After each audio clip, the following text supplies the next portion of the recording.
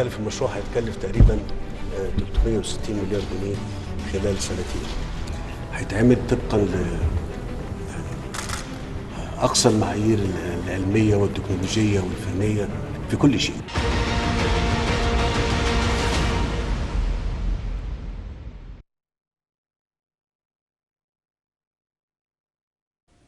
Welcome back to the second segment of the show.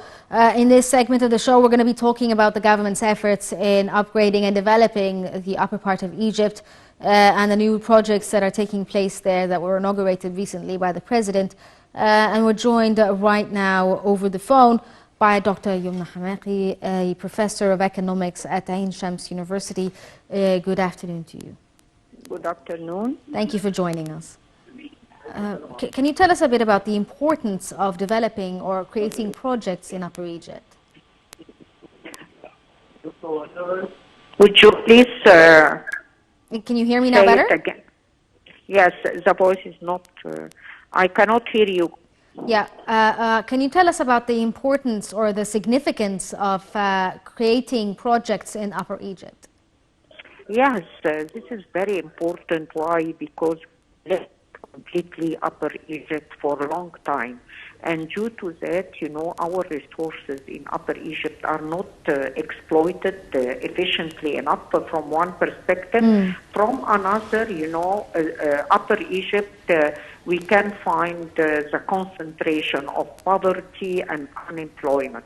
And from here it comes the importance of, enhancing the quality of life for people living there. And the most important way to do that is by, creating productive projects such as what we are doing nowadays.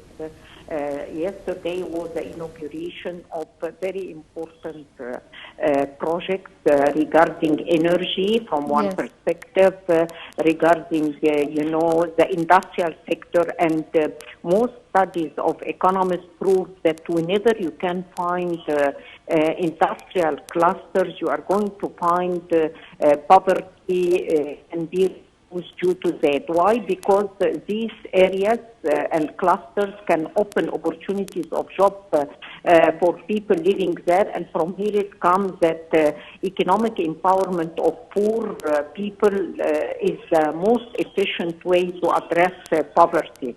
And nowadays you can see that there is progress to address poverty in Upper Egypt.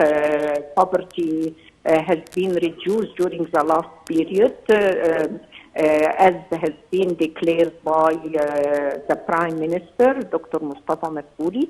And from another perspective, we need to activate the role of such projects to upgrade the skills of labor there, because we are going to find that most labor force in this area are graduated from technical schools, and we neglected the skills in technical schools, so we have to upgrade the skills there so that we can open opportunities of jobs with high productivity with those youth, and this can be a very important way to increase their salaries and improve the quality of life for them.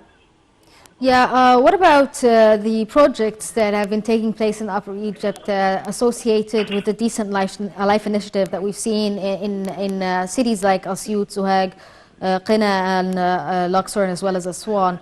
How important is it that we provide a decent living condition for these people, and the fact that there were several hospitals that have also been up and running now through this initiative?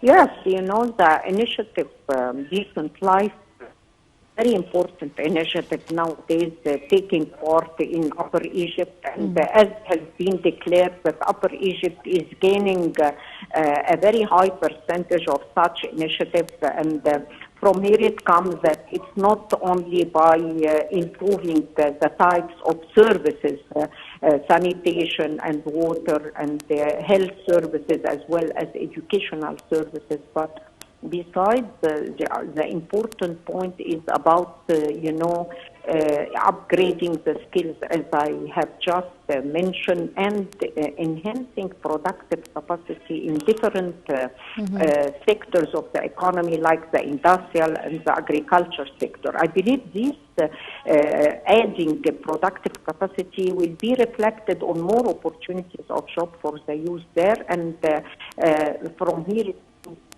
improve the quality of life for people. Yes, well, obviously having these mega projects in Upper Egypt is going to improve the lives of the citizens there, living there. But what do you think of these projects, like the one that was just recently opened, where, like you were talking about earlier, the oil refining company in Asyut? How impactful is this when it comes to the Egyptian economy as a whole? This is important because nowadays the government is trying to enhance the local content of our industrial sector.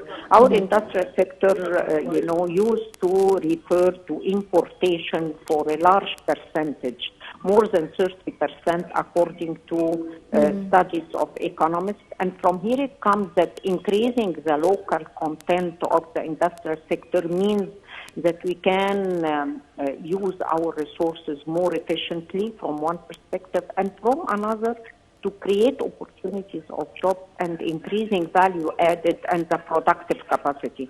From here it comes that a lot of resources are existing in Upper Egypt as raw materials for the industry. So this is what we have to work on it, to develop such capabilities, to turn it into capabilities of investment, and investment means more opportunities of jobs. And by that, we can enhance the competitiveness of our industrial sector. Yeah, also during the inauguration, the president spoke about, trying to prohibit or stop people from building or creating construction pieces on agricultural land. How important is it that the government tackles this issue, and can land reclamation somehow, combat this phenomenon? This is quite important because we lost a large part of our agriculture land, and we have to keep our land productive enough to achieve food security, specifically when we are talking nowadays about, increasing the prices of food and the risk of such that for food security in different developing countries, specifically for African economies. So we have to keep our food security, and this is essential to keep our land so that we can it can be used efficiently to sustain and provide us with the food security. Can you also tell us a bit about the importance of having projects or joint projects between the private and public sector? The president spoke about this and how they want to enhance the sort of collaboration between both sectors. How important is this for the economy, and how can this help speed up the economic growth of the country? Actually, this is quite important. Why? Because nowadays we can't afford waiting for more than 2 or 3 years and then start our project. So the collaboration between public and private sector may enable us to, use all the potentialities of the public sector, which are huge, actually, according to our studies as economists. And this collaboration may help both sides. From one perspective, the public sector can have revenue and address the losses happening every year. And from another, the private sector may reduce the cost of investment by having, areas and places and facilities of finance and so on. So it's an ideal way to enhance productive capacity. In the past, we've seen, residents of the Upper Egypt governorates sort of migrate to other cities in the north to find jobs. Do you think this is going to still be true with these mega projects, or do you think that this phenomenon might change and people from the north go down to Upper Egypt to find jobs?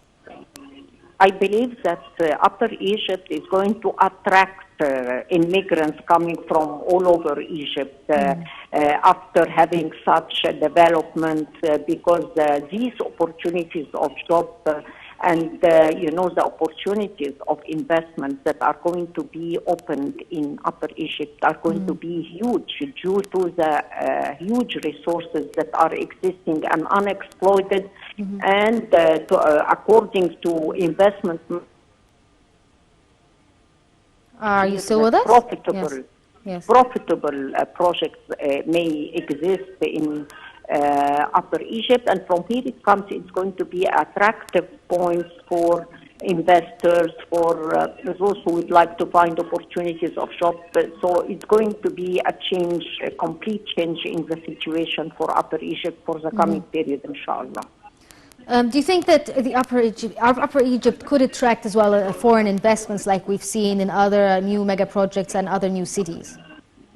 Yes, of course, and you can see nowadays that most multinationals working in Egypt nowadays are starting to expand their activities into different areas in Egypt, like Upper Egypt and New Valley, and new economic zones, I believe, that mega project infrastructure may enable multinationals to expand their projects to benefit from the facilities and opportunities over Egypt. Okay, Dr. Youmn Hamaki, a professor of economics at Ain Shams University, thank you so much for joining us. We're going to take a short break and get back to this segment.